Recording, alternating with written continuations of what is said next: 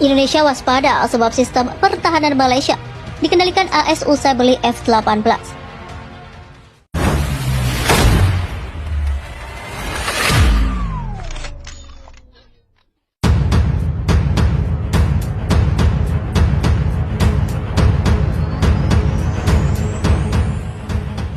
Sebenarnya Indonesia dan Malaysia mempunyai satu kesamaan, yakni doyan beli jet tempur dari berbagai negara.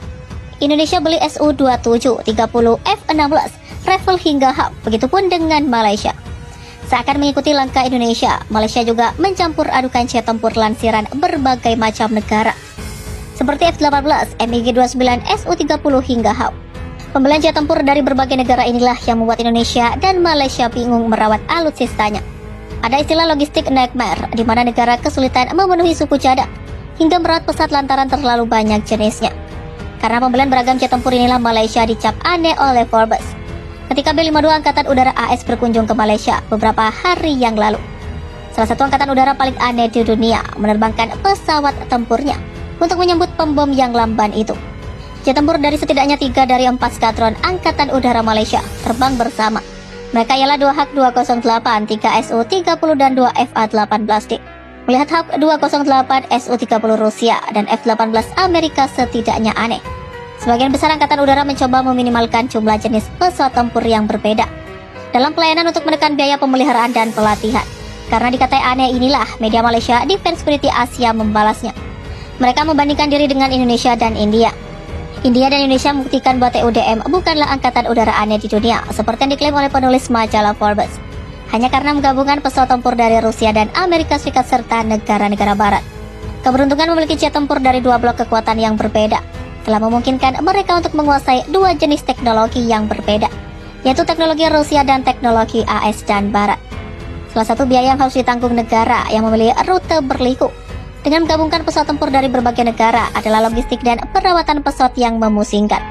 Jelas Defense Security Asia. Apa yang dikatakan Defense Security Asia ada benarnya, namun juga ada salahnya. Apalagi pembelian F-18 TUDM merupakan blunder fatal yang dilakukan Malaysia. Karena F-18 Malaysia tidak diberi source code oleh AS sehingga tak bisa digunakan untuk berperang. Hal itu diungkapkan sendiri oleh mantan Perdana Menteri Malaysia Mahathir Mohamad. Kami tidak dapat memprogram pesawat untuk serangan apapun terhadap negara lain tanpa mendapatkan pemrograman yang dilakukan oleh orang Amerika. Jadi meskipun pesawatnya sangat bagus dari segi performa mesinnya yang sangat bertenaga, tapi kami tidak bisa pesawat itu sendiri, ujar Mahathir dikutip dari Military Watch Magazine. Karena itulah Malaysia menyesal membeli F-18 buatan AS. Anda harus merujuk ke Amerika Serikat untuk menempatkan program untuk setiap serangan di negara-negara asing. Jadi pesawat kami mahal, kami memiliki mereka, namun kita cuma bisa menerbangkannya di pertunjukan udara saja. Itulah pengalaman Malaysia, tapi saya curiga negara lain juga tidak mendapatkan source code-nya pesawat atau buatan AS sebenarnya bukan senjata yang bisa Anda kendalikan. Kontrolnya ada pada Amerika, jelas Mahathir. Lantas bagaimana nasib Indonesia yang hendak membeli F-15 Eagle 2 dari AS? China jauh-jauh hari sudah memperingatkan Indonesia bahwa cara AS mengendalikan sistem pertahanan negara lain. Persis apa yang terjadi dengan Malaysia. Indonesia pernah berminat membeli jet tempur Su-35 buatan Rusia. Dan kedua negara juga telah banyak melakukan konsultasi terkait proyek pengadaan tersebut. Su-35 sebagai peralatan tentara Rusia yang kedua setelah Su-57. Dianggap sebagai pesawat generasi ketiga teratas. Menjadi kekuatan militer yang besar untuk memiliki 11 Su-35 di negara-negara Asia Tenggara. Dan harga diberikan oleh Rusia, harga satuan pesawat ini kurang dari 100 juta dolar AS yang sudah sangat menguntungkan. Selain itu, Rusia dan Indonesia juga telah mencapai kesepakatan untuk mengganti sebagian dana tersebut dengan produk pertanian, seperti kopi yang lebih terjangkau bagi Indonesia. Ketika Su-35 berhasil dijegal AS, maka Washington akan menawari F-15 Eagle 2 ke Indonesia.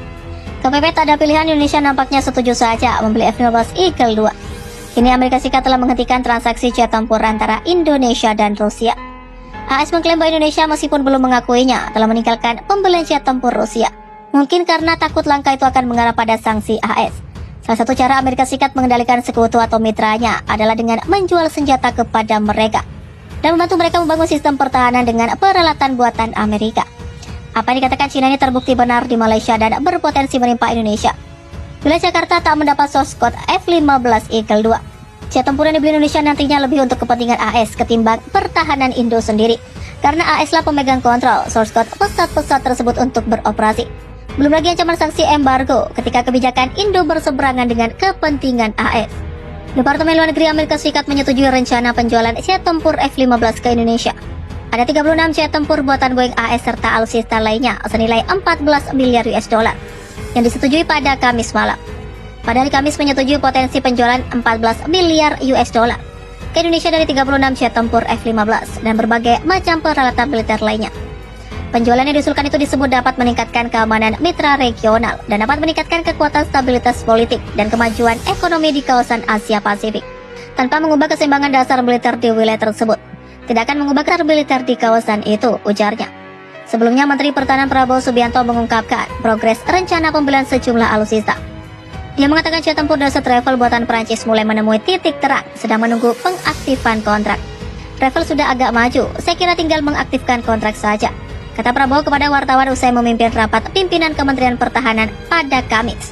Sementara itu untuk rencana pembelian pesawat F-15EX buatan Amerika Serikat, disebut Prabowo masih dalam tahap negosiasi. F-15 kita masih dalam tahap negosiasi, ujarnya. Melalui keterangan tertulis Kepala Badan Bela Negara FKPPI dan Kepala Badan Penegakan Hukum, Pertahanan dan Keamanan Kadin Indonesia Bambang Sutsantyo mengatakan khusus pemilikan pesawat tempur, posisi Indonesia berada di urutan ke-48. Posisi ini berada di bawah berbagai negara ASEAN seperti Singapura yang berada di posisi ke-22, Vietnam posisi ke-28, Thailand posisi 30 dan Myanmar posisi ke-36.